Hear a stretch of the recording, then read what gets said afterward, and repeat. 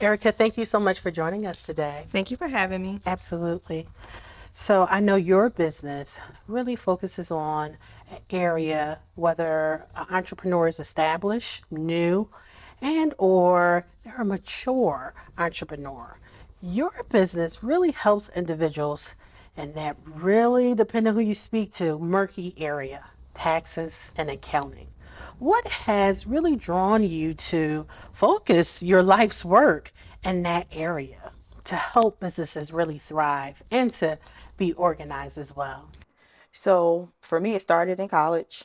I took a corporation of tax Okay. class, loved it, and then pivoted over to corporate America and the accounting and tax realm. And I noticed that there were just so many benefits from a high level for Okay. businesses. And I know smaller businesses needed some of it, even if it wasn't the top, type of write-offs and Yeah. deductions and, benefits, they could still benefit from, more smaller level deductions that they didn't even know they qualify for. So I would get a lot of questions when I started doing individual tax prep on like the side. Hmm. And they would say, well, Erica, what do I need to do? Because I'm a small business and I have to fill out certain forms on my tax return. I don't know what to do. So I decided to kind of venture off to the small business world and help small business owners understand how to prepare for their taxes, how to file it, and how to not pay as much when it's time to file. So you said that you had a sting in corporate America. Why small businesses? You could have catered to an array with your breadth and depth of knowledge. Why small businesses? Because essentially I was the small business. And in order for me to help myself to understand what to Mhm. do, I had to throw that out there to others and help them as well. It couldn't just be about me. I knew I could help more people grow their businesses, not leave money on the table, and actually do things the right way the first time around. So, what you're doing is really impactful. What does empowerment mean to you? Empowerment can mean a variety of things. Absolutely. For me, it was just a level of freedom that I found many business owners wish they could have. To be free to work where they choose, to bring on the type of clients that they choose, uh, to provide a variety of services that they choose, and to actually be able to bring um, workers on to help them get to that goal. Mhm. To me, that was that level of empowerment I knew many people wanted, especially as the years have gone on, because I've been in business for almost 10 years in March of next year. So I've seen a lot in the Congratulations. 10 years. Yeah. The pandemic changed a lot, and I think it allowed people to see you have to have your ducks in a row, because when there was aid to help and many people weren't ready or didn't or were not prepared, it showed. Mhm. It showed. So the pandemic was a big eye opener Yeah. for businesses to be in compliance Mhm. and to do things the right way. So when there is aid, they can just with a click of, I don't know, a few clicks on the computer, Mhm. attach documents, email, Yeah. they were able to benefit from, governmental aid. But those who did not, it showed. They felt it as They well. felt it. Hmm. So I know that you wear several different hats. And I think us being women, we juggle so many things seamlessly. How do you juggle motherhood, other responsibilities, teaching, informing your clients, doing the necessary work to help entrepreneurs thrive in their business, and yet still find a balance in all of it? Prayer.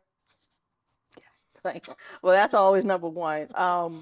Organizational skills. You have to be organized no matter what you're doing. My clients, they don't know I have doctor's appointments for the kids or for myself. They don't know I have a back to school night, right? So they just know that when they send me, or as soon as they sign on the dotted line and they send me documentation that I need to do the work in whatever capacity that looks like, they want it done. Yeah. So I communicate a lot with my clients. My staff does it as well. We have to. We learned over the years communication, not just by phone, orally. Everything needs to be documented via email. We need a trail because things happen. Mhm. And will get the short end of the stick if something goes wrong. So while I do feel like a lot of people give us grace, I try not to take that or take advantage of it. And we want to make sure we get the job done because that's what we are paid for. So organization is the only way for I live by my calendar.